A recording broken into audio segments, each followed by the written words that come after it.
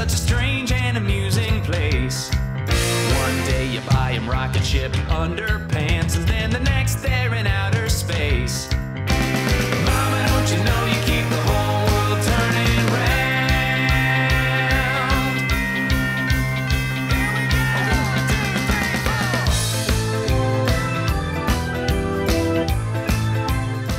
Do you remember the first time you went to one of those baby superstores? Totally. Scary. Well, my kids are a little older now, but I don't think I'll ever forget how overwhelming it was when I saw all of the millions of products there are. I was so poor when I started my family. Forget about the nursery, I just cleaned out a drawer. Well, the truth is, you don't have to spend a lot of money. Really, it comes down to deciding what you need to have and what you want to have. So we've invited budget shopping expert Gina Lincicum from MoneyWiseMoms.com to show us where we can spend a little and where we can save. Welcome. Welcome to MommyCast. Thanks for having me. So how much money should a new mom really expect to spend? Well, there's really no answer to that question. It really depends on your budget. And again, what you said, you need to decide what you need to have versus what you want to have. Well, what supplies would you recommend to a new mom? Well, there's really literally one thing that you need when you have a new baby, and that's a car seat. They won't even let you in from the hospital without the car seat. Right, and finding a car seat, I mean, you really shouldn't scrimp on the car seat. I mean, you need to have a new one, probably.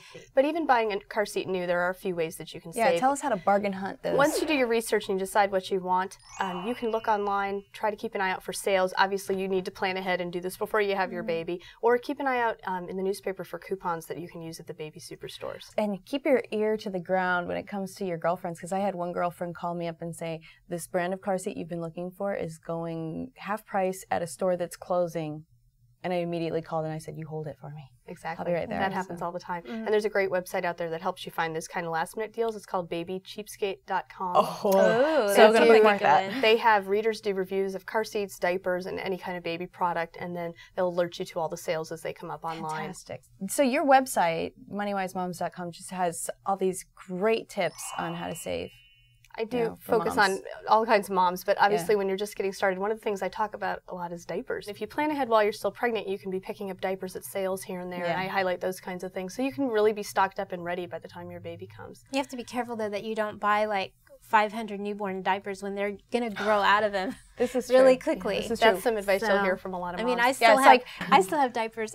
She planted diapers at my house when Johnny was in diapers. Newborn. He's 4 now. Those diapers are still there. And she needs to clean out her house. And the same thing can happen with clothes. You've probably noticed if you go to a baby shower, a lot of people are excited when they get clothes. They want the tiny clothes. They're like, to 2T. Exactly. You want the tiny clothes. You're so excited, but you forget how quickly they're going to grow out of it. You really do. That's one thing to keep in mind if you're going to register at a baby superstore. Make sure you go into the store and use the hand scanner because you can do better than you can do online. You can scan for diapers and creams and a lot of things that you use all the bathroom stuff, because those are so great. I remember using gift cards that I got at my shower to go back and get the little things you don't think of, like the nail trimmers. Right. Thermometer, things you may not have in your home already. That's but I think one of the most powerful things is the network of moms.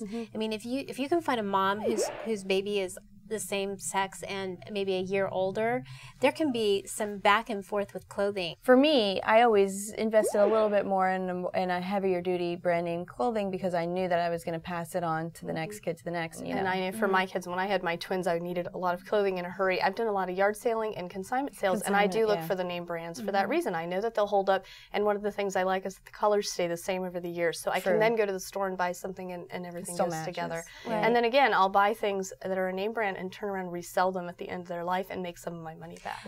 I think one of the things that we have to really be concerned about is the safety and making sure that what you are getting secondhand, hand-me-downs, or at garage sales or whatever, that the safety hasn't been compromised. How do you know about that? Well, you want to be real careful about that. You're right. When you're getting anything used, even a hand-me-down from your own family. So a website that you need to know about is the CPSC.gov. It's the Consumer Product Safety Commission, and you can register there. They'll send you the recall notices that come out every day, and especially if you have a crib that maybe is getting passed around in your family, you want to be careful because the safety standards change over decades, not between the years that you've had your own children, but if you have something that's truly an heirloom, you may not want to use it with your baby. Where do you find the free stuff? It is possible. I want free stuff. Exactly. We all want free stuff. Well, you talked about getting hand-me-downs from family and friends. One of the best things moms can do as they're getting ready for this is to connect with other moms. You can find out about trades. You have moms who their kids have grown out of things. They want to give them away. They just don't want to store them anymore. Some people don't want to deal with consignment sales and yard sales, and they're happy to give things away. If you've ever been to Craigslist.org, there's a whole free section there. All you have to do is drive and pick it up. Right. And there's a new site out called freepeats.org that's in 50 cities, and it's growing. It's all free. It's baby, maternity, and kid items that are gently used, and you can give away things to people who really need them, and you can put out a request and ask. So, you know, if you're in a tough income situation and you really need a stroller, you need a double stroller, you can put out a request and hopefully somebody can help you. I mean, literally, you can buy the strollers super are cheap insane nowadays. I mean, you basically $800 for a stroller. A stroller is actually something that when I had my twins, I was willing to spend a little bit more money on because it was so essential to me. Right. I put more money into that stroller than I did into a nursery or anything else because that was something it was your lifeline to get out of the house. It really was. was. With all your kids. And now you have, and I think this is one of the things that I really am liking the trend is that you have things that double. So you can actually get a car seat that doubles as a stroller. You know, that will turn into a stroller. I have that. Which I think when you can find products that do multiple more duties, than a unitasker. Yeah. that is really key. And that's one of the things I'd recommend too. Although I would recommend you get it at a bargain. A bouncy seat can serve as so many different purposes. Right. It was a wonderful thing when I had my twins. You can use it as a beginning high chair. It's simply a place to put your baby that's safe if you need to take a shower or deal with another child or do some cooking. I just had a memory of a bouncy seat situation where I was in the shower and the baby was in the bouncy seat right outside the shower and she'd start crying and I'd stick my foot out and bounce her and she'd keep going until I finished my shower. Good times. Yeah.